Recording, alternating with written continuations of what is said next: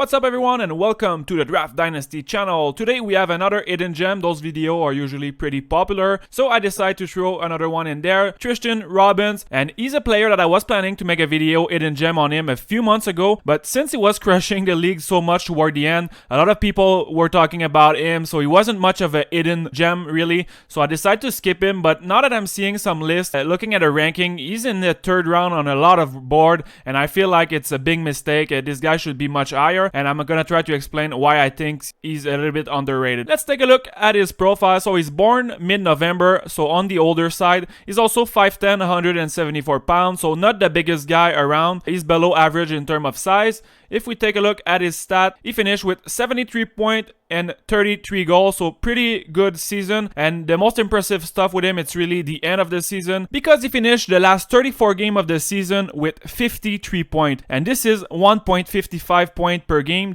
That's pretty insane. If you look outside the first round in the draft in the CHL, you're not gonna find a player really that is running for half the season at over 1.5 points per game. Usually those guys are all in the first round. For those that are not aware, here are the player he was playing with toward the end of the season when he was on fire. So he played a bunch with this guy, Kyle Krinkovic. For some reason, not many people are talking about him, but he is very, very skilled, especially playmaking wise. Excellent vision. I almost put him in my top 15 best playmaker in the draft. Unfortunately, he's 5'7", so it's hard to see him really translate to the NHL, but he's got a bunch of talent. So he was playing with Robins and Fasco Rudas. So this guy was a bit more of a bigger body.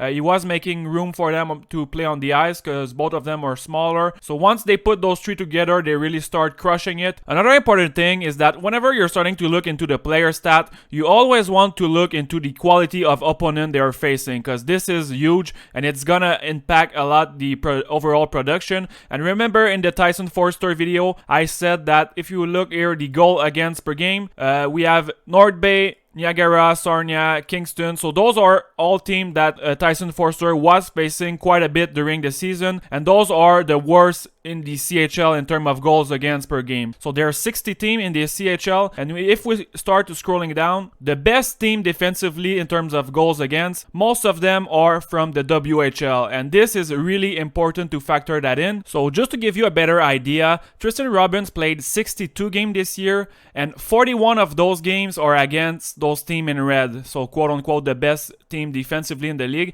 especially Prince Albert and Brandon Wheat. He played a lot of games versus those two, and not only those teams are one of the best defensively in all the league, they are also some of the most physical team in all the CHL. They have really big body down there, and so that makes it harder for a smaller player like Robins to produce. So with that context in mind, let's take a look at some of his personal stats and see how he does. And you're gonna notice he's almost in the top 12, top 10 in all of the category. This is amongst draft eligible player in the CHL for the forward. I'm just gonna sort some stats quickly, and you can pause the video if you want to take a closer look. So let's start with goal at even strength. So he finished with 23 goal, and like I said, he is 11. Let's see for the assist, primary assist at even strength. Again, he is 11 with 18. Now we can take a look at the shot on goal. So shot per game. This is even better. If you look here, there's a few big names around him, so he's doing really well with shot per game. And toward the end of the season, he was above that. I think he was at almost 4.5 shot per game. He's also doing pretty good with goals on the power play, so he finished 6th here with 10 goals on the power play. And a few other stats that I want to show: goal for and goals against at even strength, 68 goal for and 51 goal against, so he's doing a good job at even strength. Alright, sorry for the longer introduction. Let's start with the clip, and you're gonna be looking at number 11. And the number one thing I like about his game, and this was pretty hard for me to decide because he does a lot of good stuff on the ice, but I'm gonna go ahead with his mindset, his drive, his mentality. He plays with an edge. He's kind of an alpha dog out there. Even though I said earlier he was on the smaller side, he doesn't play small. He's not scared to put his nose where it hurts, and this is always hard to show with some clips, but you really need to watch a lot of game, and it's more about the little detail styles, but the number one thing I noticed immediately with him is that as soon as there's a confrontation with another player, he's not the type to shy away. So he's gonna go forward and he's not scared at all. If you've watched my previous video on Martin Chromiak, he would be an example of a player that once the intensity and the physicality increase, he kind of shy away. You don't see him as much. But with Robins, it's the other way around. If you start pushing him and try to intimidate him,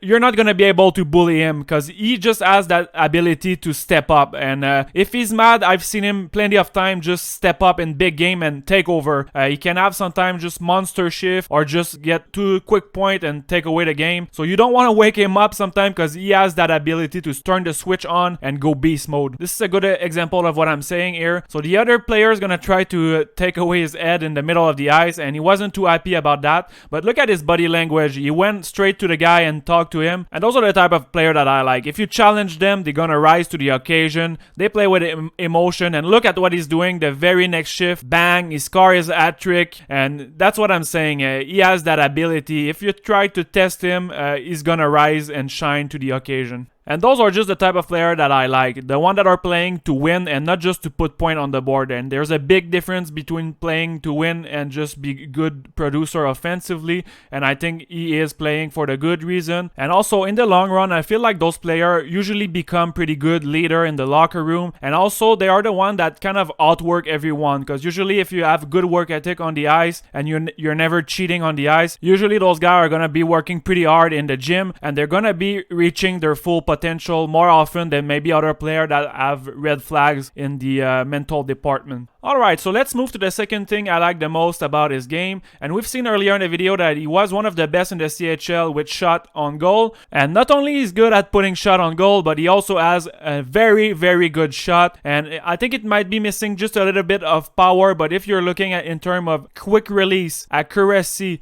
shooting while skating, he is excellent at that. On top of that, he's got a great timing with one-timer as well, so it's very quick and accurate, always useful for the power play. But the thing I like the most about his shot, it's really his ability to get open, and he really has the timing to get inside the defensive box, find his place. And since he's smaller, those smaller players have a little bit of an advantage. It's easier for them to really sneak in those high danger area, get closer to the net. They don't need as much space, and he's really effective with that quick release on top of that. Another thing that I put a lot of effort when I'm evaluating a player, especially for the shot, I want to see if they're able to get their shot from a close distance. In high danger area, are they always finishing to the net, going for rebound, deflection? And Robins is very good at that. Even though he's small, it's not really a matter of size. It's more about having the good habit and instinct to finish your play to the net and try to go in the traffic. And the number one reason why I put so much value in those players that are consistently able to drive the net, finish their play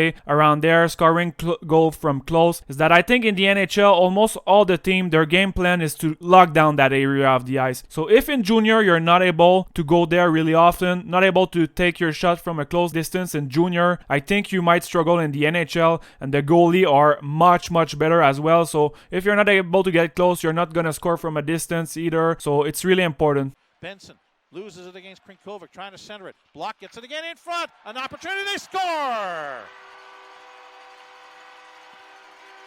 Oh, sure, Tristen Robins. And take a look at this beauty. He's got some elite puck skills. We're going to take a look later at his hands, but he's got some nifty hands. And if you look in the NHL, almost all the elite sniper, they have pretty good stick handling to go with it, because when you have good hand, it's going to help with the quickness of your release. It makes it faster most of the time. It also helps whenever you're close to the net and you need to make a quick move to roof the puck, or simply if you're shooting from a distance, just having the hands to make a little spoon before you shoot the puck. It might throw the goalie off a little bit. Austin Matthews is one of the best at that. For the Blades, Krinkovic curls at the blue line, tries a shot, scores! Winner, winner, chicken dinner. Tristen Robins gets the blade of his stick on the shot, deflects it by Brock Gould, and with 49.1 was able to get free of set off and deflected it just wide. Now Robins moves in, shot hit the crossbar.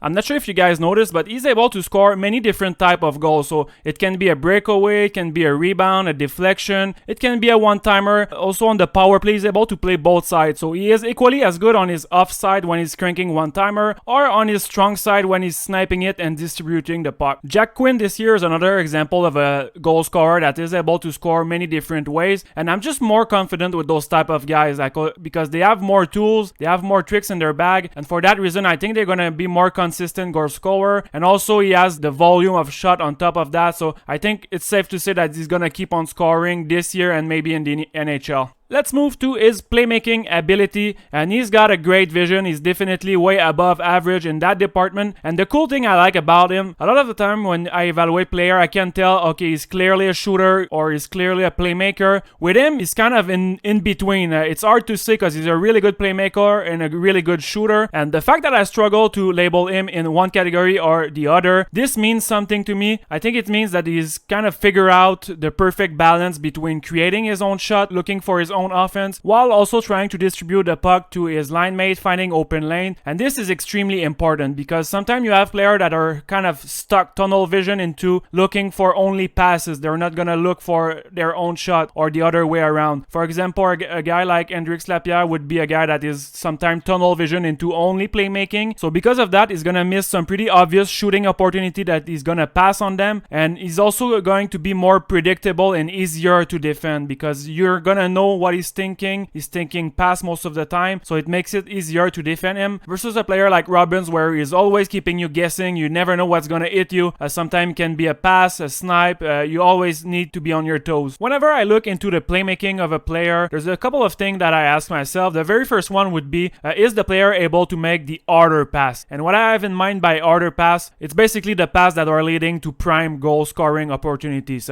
So those would be the pass generally in high danger area. And with him, I found that he was consistently able to complete those passes in high danger area. And one of the main reasons why he was able to do so, it's first of all, he's processing the game really quickly. So when there's an opening, he see it quick. And he also has a really nice dexterity. So he's able sometimes to just saucer the puck both on his forehand or his backhand. And this is especially useful whenever the other team is set defensively. It becomes a little bit harder to find those guys in the open area. So you need to have a little bit more creativity. And he has that. On top of that, I noticed that he was a really good playmaker while he was moving at top speed. And this is really important because first of all, the NHL goes at a pretty fast pace, but you have some good playmaker, but most of the time they're gonna slow the play down. But with him, he's also able to do it while at top speed. So whenever you're trying to see if a skill set's gonna translate well to the NHL, it's always a good thing to know if the player is able to execute it well at very high speed. So we know that he's able to think fast and execute at high speed. Now I'm gonna show you another very interesting clip. I think it's the perfect example to display how smart he is as a player and his vision. So the clip starts with him using his skating ability and winning the foot race, but now the thing is the other defenseman is in a pretty good position and both of his line mates are way behind him. So look what he's gonna do. He is in a pretty tough spot right now. The defenseman is closing the gap on him and he doesn't have really passing options. So what he's gonna do is gonna try to bait the defenseman on him and buy some time, because in a situation like that, you know one of your teammates is gonna be driving the net. In most cases, this is what's gonna happen. And now that he was able to buy some time, this is not a defenseman that is facing a tough spot because there's a guy wide open driving the net. The defenseman cannot play Robins that aggressively. He needs to take a decision, so he's gonna give him a little bit more room to breathe. And just look how quick he's able to see the passing lane, take the right decision, and this will result into a goal. So I thought this was a pretty impressive clip, and in my opinion, he is the complete package playmaker. He can do it all. Let's keep on rolling. We are not done with the good stuff. Like I said, he's a player that I like a lot, and there's not much thing he needs to improve. We're gonna take a look now at his stick handling and his puck skills, and honestly I was really impressed. He's got some legit mitts on there, and look at this play. Wow, he pretty much did everything on that goal. He's got some really good hand, and also he's got the patience as well. He's poised and calm even when he's in traffic, and this is something I like. You're gonna see him attack the middle of the zone sometime, and he's never in a hurry. He's always calm and in control. And usually when you see a player making a difficult play, difficult stuff, stick handling move, and he makes it look so easy and effortless, it's usually a good sign that there's a lot of skills in there, a lot of natural born talent. His own to center. Comes to the near wing around center. Walking right in. Backhand shot. One thing that I like with those players with elite puck skills is that they have the special ability to change a bad situation into a good one really quickly. So you always need to be on your toes with those guys, and they have the creativity and they are dynamic enough to create. They are the one driving the line. Lambo's behind the net, far left wing corner. Chase on into the middle for Callahan Kelly, the Finnish import. Had his stick lifted by Doc, and back the other way comes Robins, bursting in over the line. Toe drag. Puck is back into the Brandon end to my right. Lambo's pass didn't work. Here's Robins moving to the middle. Nichols far circle, and Krinkovic trying to find a crease but couldn't do so on Yuri Patera. On this one, just look at how he received the pass with his skate. He didn't even slow down. That was so smooth. He's just have that next level agility, skills. He's just a natural talent. Now, in terms of NHL player comparison, I struggle a little bit with him. There's not many players like him. Of course, some are gonna say maybe Braden Point, two guy from the Western Hockey League. I can see some similarities, but I think Point is just so strong, lower body, his legs, and skating. I'm not sure Robin's gonna be able to reach that level, but he also reminds me a lot of a current prospect from this year. Reminds me of Maverick Bourque. I think both of them are really similar, and if you ask me, would you rather pick Maverick Bourque at 20 or wait and draft a guy like Tristen Robins at 40? I think in terms of value for what you're getting from that rank, for me it would be an easy decision. I would take Robins. I think they're fairly close in terms of skill level, and he's also playing with a little bit more of an edge than Bourque, so easy decision. This is always something I like to think about. Can you find a cheaper version of one player, maybe that are similar in terms of style? Let's take a quick look at his skating, and that might be the only thing I would like to see him improve. I think the rest of his game is pretty well polished. He's a good all-around offensive player, and even defensively I haven't shown many clips. I'm thinking I'm going to skip the defensive category, but he's playing very well defensively. He's got the quick feet, he's got the intensity, and he's also able to anticipate the play 2 or 3 seconds ahead. So he was able to be very efficient on the penalty killing, and overall defensively did a pretty good job. He also was playing center toward the end of the year, and he was really good at it. Even in face-off, I think he was around 55%. I was impressed with that. But I think in the NHL, I see him maybe more as a winger, similar to Maverick Bourque earlier. Both of them are playing center at the end of the year, but maybe they're more winger in the NHL. Getting back to the skating aspect, yes, I would like to see him improve, but then again, he's an above-average skater in my opinion. He's not a bad skater at all. He's got good agility, good quick feet, good intensity. Maybe the only thing missing is a bit more power and balance. I think his overall technique and stride is pretty clean. I don't see any red flag there. So I think maybe with a big